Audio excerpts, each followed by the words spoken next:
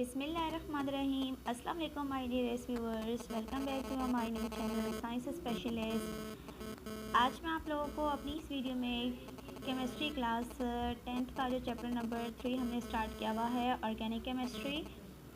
Last video में मैंने आप लोगों से शेयर की थी organic chemistry, what is organic chemistry and how many and write down the properties of organic compounds. ठीक है, ये चीज़ें हमने शेयर की थी। तो ये देखें, ऑर्गेनिक कंपाउंड्स की यहाँ पर मार्किंग भी मैंने करवाई थी, तो इस वीडियो का डिस्क्रिप्शन में लिंक दे दूँगी, आप देख लीजिएगा।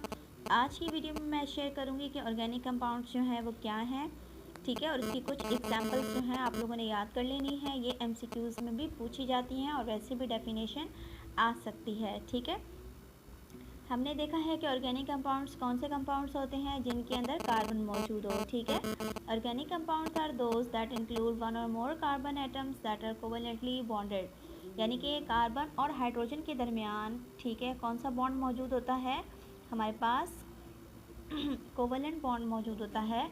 ये कोवेलेंट बॉन्ड जो होता है ये वीकर बॉन्ड होता है, इसी वजह से इसका मेल्टिंग पॉइंट और बॉइलिंग पॉइंट जो है वो कम होता है। ठीक है, जैसे कि हमारे पास हाइड्रोजन हो गया, ऑक्सीजन हो गया, नाइट्रोजन हो गया, इनमें से कोई भी कंपाउंड कार्बन के साथ कनेक्ट करके बॉन्ड बना सकता है। ठीक है, तो इस तरह के जो बॉन्ड क्रिएट हो रहे हैं, कंपाउंड्स बनेंगे कार्बन के साथ ये लगकर, ये हमारे पास ऑर्गेनिक कंपाउंड्स होंगे। इनकी कुछ एग्जांपल्स हैं जैसे कि ethane, alcohol, amine, polystyrene and chloroform. ठीक है, ये आप लोगों ने डेफिनेशन याद करनी है। उसके बाद जो हम क्वेश्चन नंबर 2 शेयर करने जा रही हूँ आपसे, ठीक है, वो है हमारे पास रिप्रेजेंटेशन ऑफ ऑर्गेनिक कंपाउंड्स। इनकी भी आप लोगों के पास डेफिनेशन पूछी जा सकती हैं कि रिप्रेजेंटेशन ऑफ ऑर्गेनिक कंपाउंड्स जो है वो कितने सॉर्ट आउट्स होते हैं, कितने टाइप्स के फार्मूलाज को क्रिएट करते हैं। देखिए, organic compounds have 4 different sorts of formulas, यानी कि 4 तरीक़ों से हम इन फार्मूलाज को, ऑर्गेनिक कंपाउंड्स को लिख सकते हैं। पहला फार्मूला कौन सा है जी? Molecular formula. दूसरा है जी स्ट्रक्चर फार्मूला। तीसरा है कंडेंस फार्मूला और फोर्थ पे है जी डॉट एंड क्रॉस फार्मूला। अभी मैं आप लोगों को कंपाउंड्स बनाकर बताती हूँ कि मॉलिक्यूलर फार्मूला कौन सा है, स्ट्रक्चरल कौन सा है, condense and dot and cross products कौन से वाले होते हैं। ठीक है अब आप देखें, सबसे पहले मॉलिक्यूलर फार्मूला। मॉलिक्यूलर फार्मूला यानी कि एक complete formula. The molecular formula is the formula that indicates the exact number of atoms in one molecule of an organic compound, यानी कि एक ऑर्गेनिक कंपाउंड के अंदर जो एग्जैक्ट नंबर ऑफ मॉलिक्यूल्स होते हैं उन्हें हम कहते हैं मॉलिक्यूलर फार्मूला। ठीक है, इसकी एग्जांपल में क्या दिया हुआ है जी? C4H10 यानी कि ब्यूटेन। आप याद रखें, सबसे पहले हम किसकी बात कर रहे हैं? नंबर 1 हमने बात की है जी मॉलिक्यूलर फार्मूला, आप लोगों ने साथ साथ याद करते जाना है। जैसे कि ब्यूटेन का फार्मूला लिखा हुआ है C4H10। ठीक है, ये हमारे पास ब्यूटेन का फार्मूला है जो कि ऑर्गेनिक कंपाउंड है, और ये इसका कंडेंस फार्मूला है। इसे क्या कहते हैं? Condense formula. ठीक है, नेक्स्ट मैंने डेफिनेशन भी मार्क करके आपको बता दी, आपने कहाँ तक याद करना है? यहाँ तक। स्ट्रक्चरल फार्मूला, अगर मैं इसी फार्मूले को क्या कर देती हूँ? ओपन कर देती हूँ। इसी फार्मूले को मैं क्या कर देती हूँ? ओपन कर देती हूँ, तो ये फार्मूला स्ट्रक्चरल फार्मूला कहलाएगा। Number 2 structural formula. ये देखें C234। ठीक है, अब मेरे पास H कितने हैं? 10। यहाँ पर मैंने एक H लगाया, यहाँ पर मैंने 2 लगा दिए, यहाँ पर लगा दिए, यहाँ पर लगा दिए, यहाँ पर लगा दिए। ठीक है, अब आप काउंट करके चेक करें, यहाँ पर H है, यहाँ पर H है, यहाँ पर H है, यहाँ पर और यहाँ पर 1 2 3 4 5 6 7 8।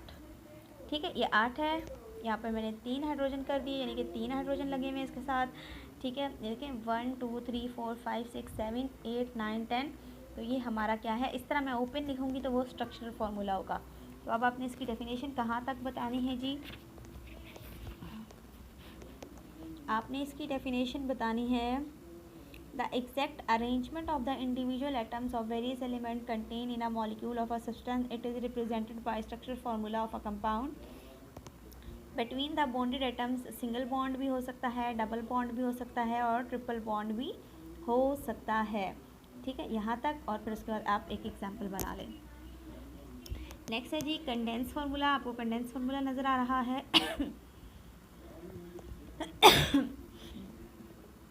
इसी स्ट्रक्चरल फार्मूले को, जैसे कि ये मैंने बनाया है स्ट्रक्चरल फार्मूला, ये आप देख रहे हैं, ये मैंने क्या बनाया था स्ट्रक्चरल। अगर इसी को मैं कंडेंस कर देती हूँ, मिसाल के तौर पर ये सी था, इसके साथ ये मैंने एच यहाँ पर लिखा है, मैंने यहाँ पर मिसाल के तौर पर 3 एच अलग अलग कर दिए।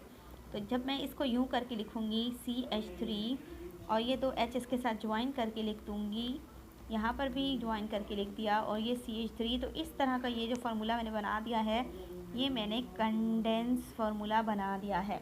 क्या बनाया है? Condense formula. और नेक्स्ट जो लास्ट में है, ये देखिए बेटो, ये आपके पास नंबर 3, ये कंडेंस फार्मूला है। इस तरीके से अगर हम लिखेंगे चीज़ों को जोड़कर। लास्ट वन है जी हमारा डॉट एंड क्रॉस फार्मूला। इसकी ये पूरी डेफिनेशन बतानी है कि अगर हम इन दोनों के दरमियान जो बॉन्ड है, कार्बन का जो इलेक्ट्रॉन होंगे उसको मैंने डॉट से शो कर दिया, वो आपके ऊपर है, और हाइड्रोजन के जो इलेक्ट्रॉन है उसको मैंने क्रॉस से शो कर दिया। तो इस तरह का डॉट और क्रॉस वाला जो स्ट्रक्चर हम बनाएंगे वो हमारे पास dot and cross formula according to electronic configuration कहलाएगा। आई होप सो कि आप लोगों को ऑर्गेनिक कंपाउंड्स के जो 4 टाइप्स के सॉर्ट्स हैं, फार्मूलाज हैं, ये समझ आ गए होंगे कि किससे हमने मॉलिकुलर फार्मूला कहना है, किससे हमने स्ट्रक्चरल कहना है, कंडेंस एंड डॉटेड प्रोडक्ट कहने हैं। Thank you so much. अगर आप मेरे चैनल पर न्यू हैं स्टूडेंट्स, तो इसे सब्सक्राइब, लाइक एंड शेयर करना मत भूलिएगा। सब्सक्राइब इसलिए अगर आपको वीडियो पसंद आती है, और नेक्स्ट वीडियो के अंदर इंशाल्लाह ताला मोस्ट इंपॉर्टेंट क्वेश्चन नंबर 3 में शेयर करूँगी, क्योंकि बोर्ड के अकॉर्डिंग है क्वेश्चंस। फिर इंशाल्लाह इस चैप्टर के एंड में मैं नोमेनक्लेचर्स और MCQs आपको समझाऊँगी।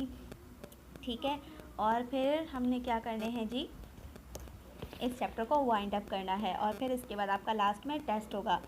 ठीक है, आज की वीडियो को अच्छे तरीके से वॉच कर लीजिएगा। न्यू वीडियो में आपके साथ जल्दी मिलती हूँ, तब तक के लिए अल्लाह हाफिज़।